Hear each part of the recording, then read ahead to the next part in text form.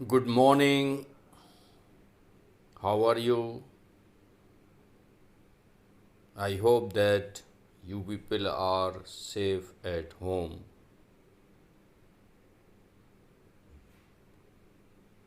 In my previous video, I have explained series connection and the verification of the law of series connection.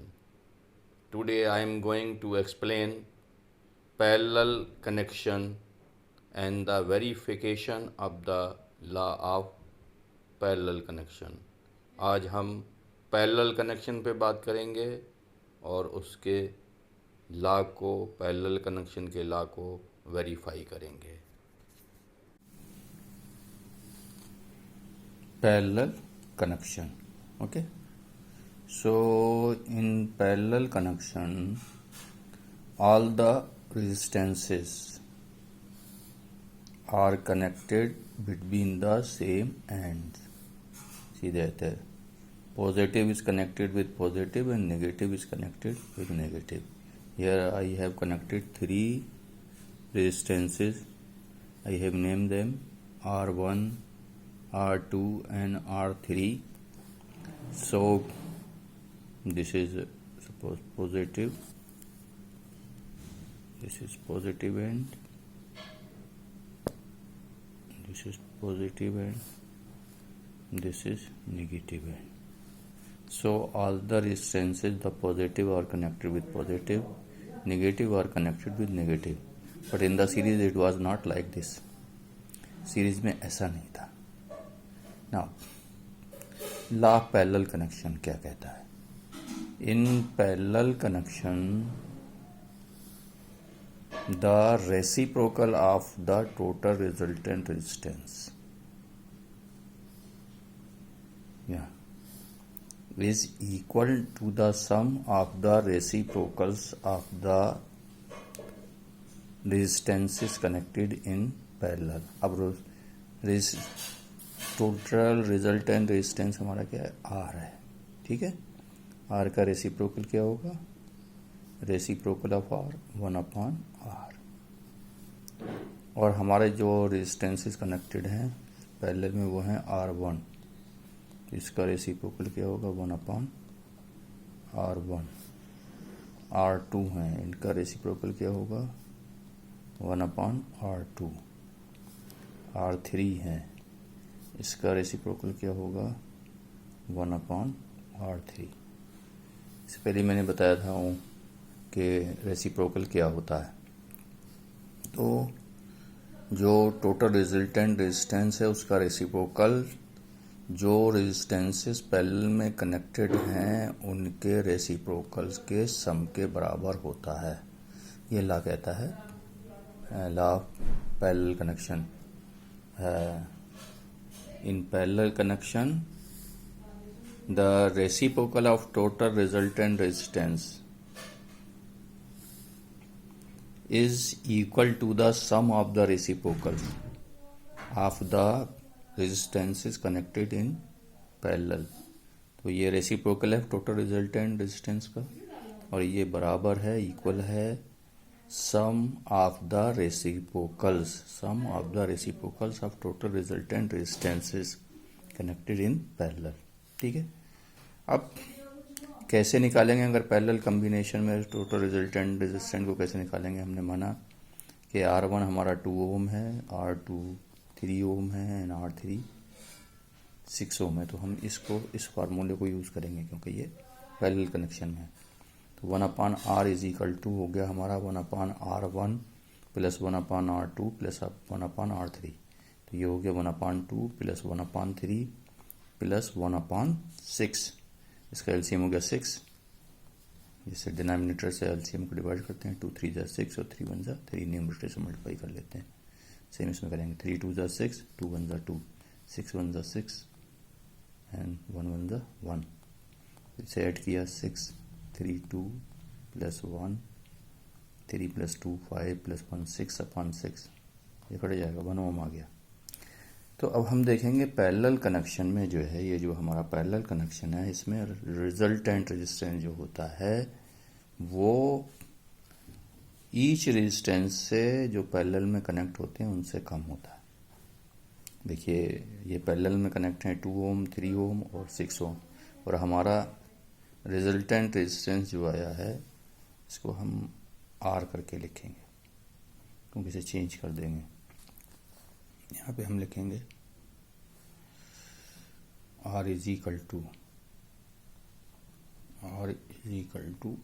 1, क्योंकि 1 का reciprocal 1 ही होता है। अगर ये होता 1/R इज इक्वल टू, अगर ये होता 3/5 मान लीजिए, तो हम लिखते R इज इक्वल टू 5/3। ठीक है, क्योंकि ये 1 है इसलिए हम R इज इक्वल टू लिखेंगे 1/1, तो 1 ही आएगा। तो पैरेलल कनेक्शन में जो टोटल रिजल्टेंट रेजिस्टेंस होता है वो हर एक रेजिस्टेंस से कम होता है, और घर की जो वायरिंग होती है वो पैरेलल कनेक्शन में होती है, डोमेस्टिक वायरिंग। अब हम करते हैं वेरिफिकेशन ऑफ पैरेलल कनेक्शन। तो वोल्टेज बैटरी की जो है वो V है, और टोटल रेजिस्टेंस जो सर्किट का है हमारा वो R है। करंट जो फ्लो कर रहा है बैटरी से जो निकल के आ रहा है वो I आ रहा है। अब वोल्टेज एक्रॉस ये जो हमारा R1 रेजिस्टेंस है, R1, इसकी वोल्टेज जो है वो है V1, और ये जो R2 रेजिस्टेंस है हमारा ये, इसकी वोल्टेज है V2, और ये जो हमारा R3 रेजिस्टेंस है इसकी वोल्टेज V3 है। R1 में जो करंट फ्लो कर रहा है वो I1 करंट फ्लो कर रहा है, R2 में जो करंट फ्लो कर रहा है वो I2 करंट फ्लो कर रहा है, और R3 में जो करंट फ्लो कर रहा है वो R3 करंट फ्लो कर रहा है। तो इसका ये रेजिस्टेंस हमारा पहला वाला है R1, और इसकी वोल्टेज हो गई V1, और इसका करंट है I1। ये जो हमारा दूसरा रेजिस्टेंस है ये वाला, ये सा जो रेजिस्टेंस है ये, इसका रेजिस्टेंस है R2, इसकी वोल्टेज होगी V2, इसका करंट हो गया I2। और ये जो हमारा रेजिस्टेंस है ये वाला, ये वाला तीसरा रेजिस्टेंस, इसके जो रेजिस्टेंस ये थर्ड है हमारा, इसकी वोल्टेज होगी V3, और इसका करंट हो गया I3। और ये जो हमारी बैटरी है इसकी वोल्टेज है V, इसका रेजिस्टेंस है R, और इसका करंट है I। ओके, तो ये हमने यहाँ पे लिख लिया। Voltage across resistance R1 V1 and current I1, voltage across resistance R2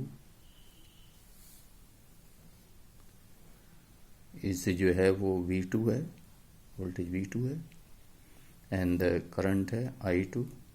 voltage across resistance R3 V3 and current है I3। अब हमें मालूम है ओम्स लॉ से, हमें जानते हैं कि V is equal to I into R होता है, तो यहाँ पे हम I निकालेंगे। I इज इक्वल टू हो जाएगा V/R। V1 बराबर होता है I1 इंटू R1, तो यहाँ पे I1 बराबर हो जाएगा V1/R1। V2 हमारा हो गया I2 इंटू R2, और I2 हो जाएगा यहाँ पे V2/R2, और V3 हमारा होता है I3 इंटू R3, और I3 हो जाएगा हमारा V3 इंटू R3। क्यों होगा ये देखो, मालूम है V is equal to I into R होता है, तो इसको I को इधर लाएंगे, R निकालना हमें, तो ये अपान में आ जाएगा, उधर मल्टीप्लाई करा हुआ। और अब यहाँ पे R1 लिखोगे तो यहाँ पे V1 अपान, यहाँ पे I1 लिख दोगे, यहाँ पे R1 हो जाएगा। यहाँ V2/I2 लिख दोगे, यहाँ पे आपका R2 हो जाएगा। यहाँ पे आप लिख दोगे V3/I3, तो ये हो जाएगा आपका R3। इसलिए हमने